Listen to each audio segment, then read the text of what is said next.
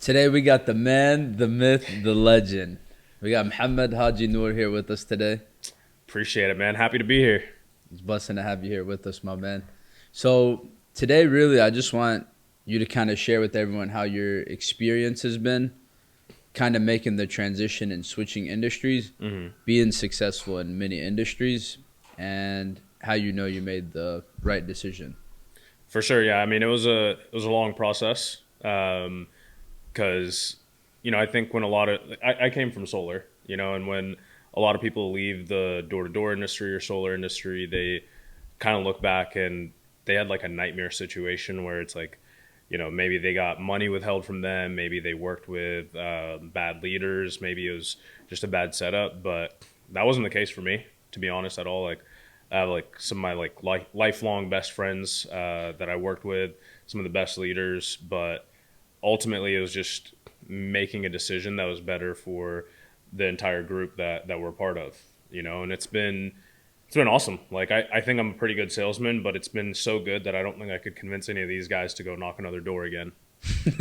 Nah, bro, it's hard to go knock on another door because when they've seen and the guys that have been here already and fully transitioned after a month, 2 months, and they've already seen 5, 10, $15,000 come in deposits, and they haven't spent a single dollar, and they're calling people that send in a request for their help. It's like a foreign concept, leads.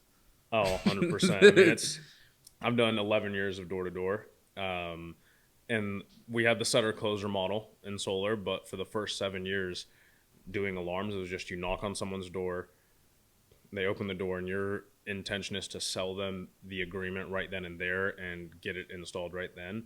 Leads was just like never a thing. So even now doing this, it's like it's still so weird where it's like people are like, oh yeah, like we wanted more information about this. We're like, oh, And all they have to okay, do is just follow the script and close them. It's already been made. the blueprint. That's right, baby. But now the biggest thing I want to say is like you said, never going in and knocking on another door. I think a lot of people are scared to make the change because one, it's like a foreign concept to them. If you don't know anything about anything, you have no experience doing it, you're gonna be scared. You're gonna have doubts and fears, especially if there's people in your ear telling you like, no, don't look at that. The grass is greener over here, like, or just talking bad about them. It's just like people are like without a doubt they're always going to be wanting better for their family or wanting to look at the next best opportunity, especially when they're in a position where they're not making money or they were expected or promised something and it didn't come true. And how does it feel now that I think it's safe to say like the guys that plugged in, locked in all the way, what has been promised from what I've been told and like speaking with the guys, they said everything that we've been told is true. 100%. I mean, it's the difference of like having this like I don't want to call it like long-term vision, but it's a much more like long-term dream in the industry that we were in before versus here where you're starting to see consistent progress and it doesn't stop, right? Like whether it's our group that's been here for 3 months, you've now been doing this for a few years, Zach's been doing this for like 7 years, Wiley's been doing this for like 5, 6 years as well. And it's like, I don't know, we talked about it before. It's like you want to judge an opportunity based off of like two things. It's are there a lot of new people coming in because that means the opportunity is good, and is there a lot of people that have like tenure doing it? And if there's people that have been here for a while, that means the opportunity has been good, And so it's watching the guys like genuinely be happy and have a belief in what's coming is a feeling that we haven't had in a while. We had like years ago where we 100% believed we could bring anybody in from any kind of background, any kind of like experience, and we could train them up to make $20,000-$30,000 a month, and everyone talked about the grass is greener where you water. It's like, yeah, that's true. You water the grass wherever you go, but the fertilizer is going to be different. You want to be part of like a good system, and you want to be part of like a good opportunity, because you could water the grass in between the little cracks of the concrete. It's still not going to grow the way that you want it to because it's so tight in there. You want to make sure it's something that's going to actually grow to what you want it to be. No, that's facts right there. Another thing I want to mention is like these lock-in events that people are going to beforehand, before you even, I guess, like saw how the rep was, like you didn't know if they'd be good or not until like you've seen them go out there and do it for several weeks or right then and there on the spot. Whereas here, you're able to find the right quality people that want to go to work, because I anybody can technically do it. Like, we have 18-year-olds making six figures, and we have people in their 30s, 40s tracking, high six figures. For sure. Same thing, and same thing with the young bucks. And I wouldn't say it takes talent, but there's few things, like, it's a really simple and low startup cost. There's not many businesses like that. All you have to do is go through a state certified course. You have to pass a state exam, and you have to be able to pass a background check. If you can do those three things, simple. You show you want an opportunity, because you see, not just like 1-2 guys making six figures. It's like we have a team of 200 guys doing it. You know, and it's day in, day out. It's like a proven system. And when guys are seeing that, and dude, I was talking to a guy yesterday. He's like, I've been in sales for 12 years. Like, sales has never been hard to me, but it's like, it's all the same thing. It's a product, a script, communicating, and just serving people at the end of the day. And with this product, we were talking about it. It's not just like a wants-based product. It's more so a need product. 100%. Like you just said, the longevity of an industry is like, it's been around since the late 1800s, the 1900s. It's a recession-proof industry. It's been through all that, and it's still afloat plus, because people are constantly going to be dying. Like, it's one of the very few things that's guaranteed in this life is death and taxes. Yep. And yeah, you can avoid taxes legally, but you can't really avoid death. Exactly. And not only that, but I think in our business culture, like, not only are we developing a good chunk of guys that we attract are young, hungry guys that want the lifestyle that you've been able to achieve, in your decade plus in your sales career. And same thing that I've been able to achieve in that short span of time. For sure. And like, dude, my 3 years and some change of doing this, you're going to be able to crack it within 6 months to a year, because you already have the expertise, you have skills. And I was telling someone this yesterday, I think it was Paperboy Phil, and I was like, would you ever regret going back on your experiences? He was like, kind of like, I wish I would have found something like this sooner. And I was like, dude, I was talking to someone who was like, I would never go back. Like, dude, we were talking about like the in-home experiences, like how shitty those are, getting cops called on you, guns pulled on you. And it was like, all that stuff shapes you. Like, I think these guys came in at the perfect time, because everything's been figured out. The systems have already been there. The pros and cons of the industry have already been figured out. And we've already adapted. And if we ever need to adapt, we've adapted before. It's simple to adapt, And all those experiences they've had, all the no's they've gotten told on the doors, all the, cops that got called on them, the heat, the travel, the expenses, all that shit shapes them into who they are today. 100%. Like, it gives you perspective, because it's like, I think one of the things that we talk about all the time is like, sometimes you don't get paid in money. And we talked about it very early on, is people that have done this as like their first sales job, I don't think they'll ever truly appreciate it for what it really is. Because with our group coming from like knocking doors in 120 degree heat, knocking doors in 30 degree weather, knocking doors in the snow and the rain, whatever the like elements threw at you, it's like being able to make the same amount of money, and truly, like, for 99.9% of people, they're going to make more money doing this and not being outside, not being chased. Like, I say all of those things as if they're bad, but truly it's like, those are the kinds of things that like helped shape me. So if I could go back all over again, it's like, in my mind, do I wish that I started this industry earlier? I mean, everyone does. Yeah. It's like, I would have been okay doing a few less summers or a few less blitzes, but at the same time, it's like, I'm grateful for all the experience that I have over the last 11 years, like doing door to door, seeing what it takes to like, be really bad to aggressively average and in the top like 1% in production or growth or whatever.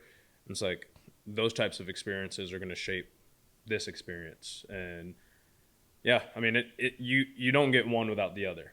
So not being told no over the phone and calling the next person is a hell of a lot better than being dropped off in a random county in a random state.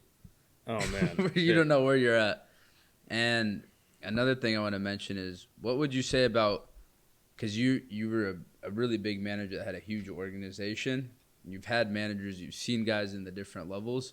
What would you say it takes, like, skill-wise? Because you've seen guys that are just setters, and you've seen elite closers come into it, and you've seen, I'm assuming there were some mid-level guys as well. Mm-hmm. What would you say in regarding like skill set, talent?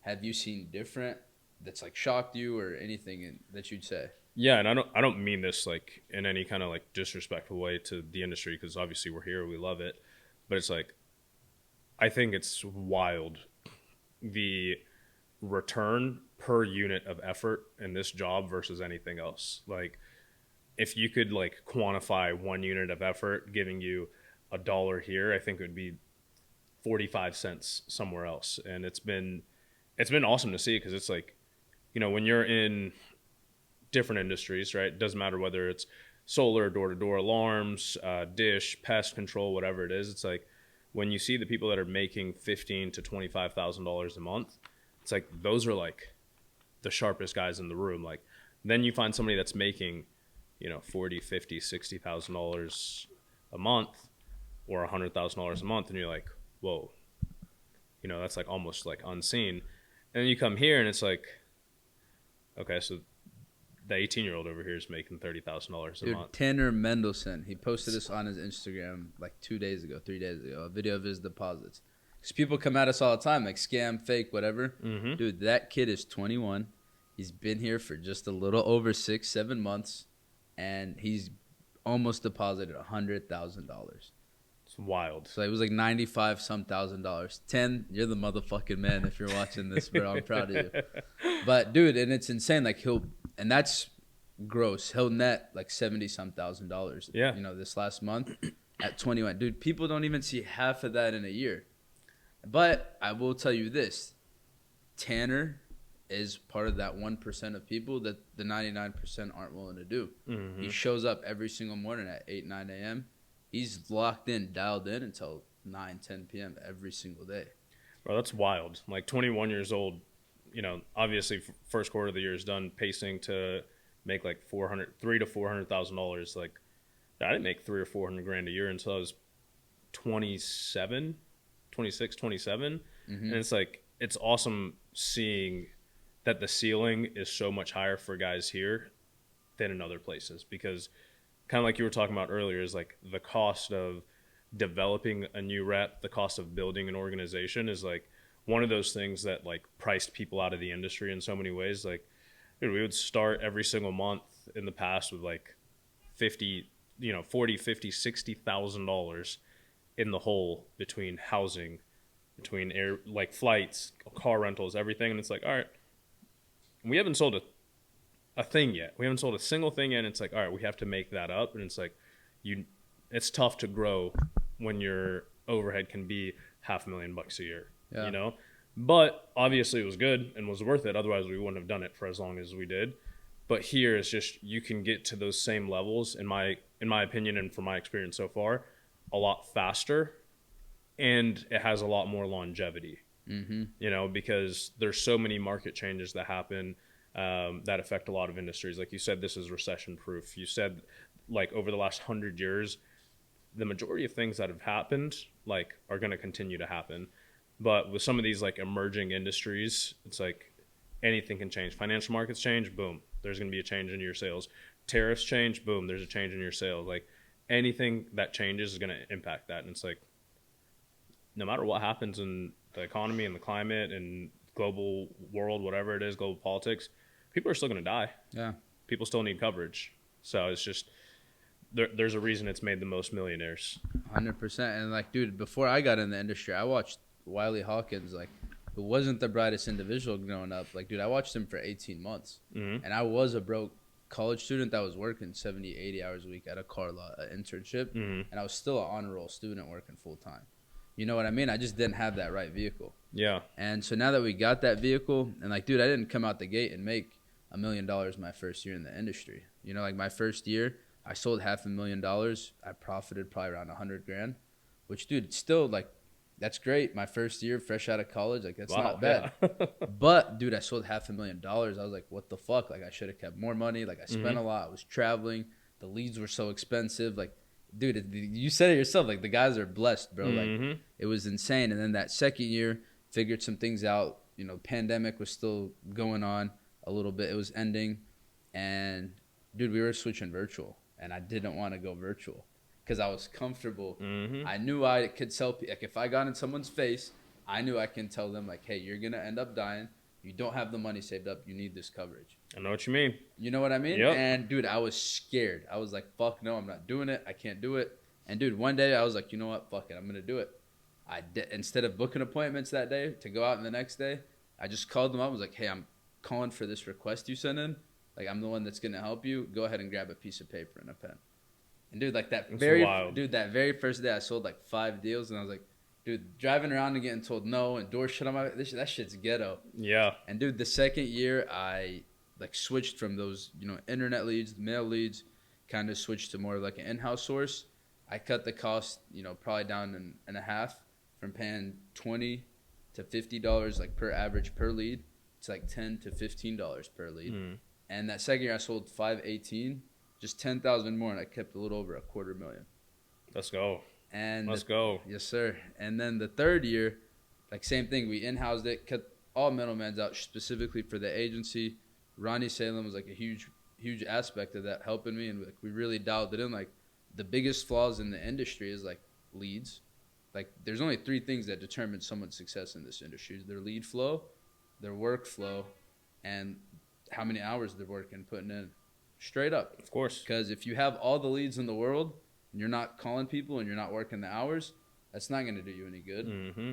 If you're working all the hours in the world, you're hitting all the calls in the world, and you don't have enough leads, you're fucked. Yeah. You know what I mean? There's only so many times you can call that same list of people. Yep. And so we found a system where we were able to, then cut the cost of leads into a fourth for our guys, where some agencies out there, they create lead centers for their guys to sell them leads. Yeah. And they're trying to profit off their agents, which is like, that was very weird to me and Ronnie. Like, you go to agency to help your guys grow, to help develop them, help build them up as a person. So they go from making $10K a month to $20K a month. Yep. To, seeing that $50K a month, $100K a month, if they want to go that route. You know what I mean? That's if they want.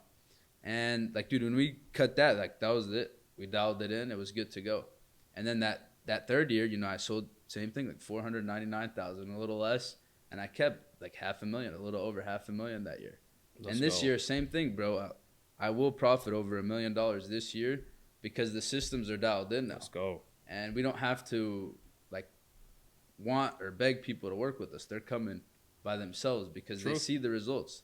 The numbers speak for themselves, bro. Truth. Like we were just talking about, like, dude, you can't be mad at someone for leaving their company when they have bills to pay for their family. Bro, 100%. It's like you want to give your people a reason to never leave, but if you ever hold like, ill will or like negative feelings towards someone for leaving, then it's very clear that it was just like about you. Obviously, when you leave somewhere, you got to do it in the right way. But even with us, right? Like we started talking October of 2023. It's like you're trying to recruit me, I was trying to recruit you. We were talking. We were both. I think at that point we were both making like 40, 50 plus grand a month, and like, maybe you're good, maybe I'm good. We'll just, be in each other's networks, and it's like, I still tried to recruit you over time. You still tried to recruit me over time, and everything just kind of like fizzled out, but the whole time I was watching, I was like seeing what you guys are doing. I was seeing like the proof rather than just the claims, because especially at that time and now there's like this huge push to recruit into the insurance industry, and my advice to anybody that is going into insurance is figure out where you want to be and why, and like find the right systems. It's not just, the leader who's making the most money that you want to work with, It's not just the leader that's selling the most that you want to work with, but like evaluate the organization, where that's going, the vision, and see how it's like progressed. Cause that's what I did with y'all. Is like, I kept my own sheet of y'all's top 20 people, like every single month over the course of 3, 4, 5 months. And I saw the average continue to go up. The people that were in the top few, like, Buchika, Mo, Ronnie, like that were there, like they stayed there. But then there were new name, Tanner Mendelsohn. Like I watched as his name also like continued to go up. Right. And like Drew Smith. And I'm like, okay, cool. Like people aren't just having like one-off big months and then falling off. They're hitting $12,000 in a month. And then the next month, oh wow, like this guy's at like 20 grand. And the guys that were at 40, like I was like, oh, Buchika did, I think, like 42. And the next month he did like 57. I was like, oh, shit. Okay. Like this is going somewhere. And Yeah. so like for anybody that's going out like looking for somewhere to be, whether it's insurance, whatever it is, it's like speed of the leader, speed of the business, but also like make sure there's systems in place for the growth, whether it be for the new rep, for the experienced reps, for the existing managers, and you'll be in a good place. You just follow 100%. their blueprint. 100%, bro. And for anyone that's made it all the way to the end of this and you're listening, how can they get in contact with you if they're looking to get into the insurance industry, if they're looking to get out of door-to-door solar, or if they just want to work with one of the greatest leaders I've met and a personal mentor as well, because Appreciate it. you've been in this sales for over a decade. You know what I mean? And I'm constantly learning from you every day. Appreciate it. You can find me on Instagram, Mohammed Hajinoor. You can also shoot me a text, 678-650-4990. Let's go, bro. I'm excited for the year, man. Me too. Let's do it. Appreciate it.